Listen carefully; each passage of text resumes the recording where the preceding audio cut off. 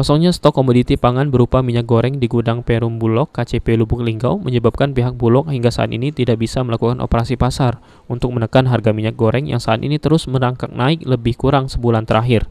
Kepala Perum Bulog KCP Lubuk Linggau Joko Susilo menjelaskan, pihaknya sudah mengajukan permintaan ke kantor wilayah Bulog di Palembang untuk minyak goreng sebanyak 5 ton. Namun hingga kini komoditi tersebut belum juga dikirim oleh pusat. Padahal sejak kenaikan harga minyak goreng, banyak masyarakat yang datang ke Bulog untuk membeli dengan harapan harganya lebih murah ketimbang di pasaran. Untuk produk minyak goreng kita, sebelumnya dijual seharga Rp12.500 per liter. Butuh barangnya, tapi kan itu regulasinya ada di pemerintah. Kalau terkaitan dengan OP kan pasti harga jualnya di bawah harga pasar.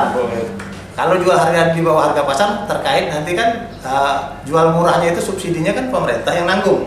Nah itu kan belum ada untuk kegiatan OP minyak goreng. Belum.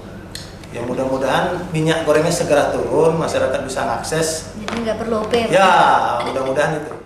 Untuk memenuhi produk jualan, pihak Bulog saat ini masih mencari distributor minyak goreng di kota Lubuk Linggau agar masyarakat bisa mendapatkan minyak goreng dengan harga yang diupayakan sesuai dengan harga beli. Tri Hajaria, PAL TV.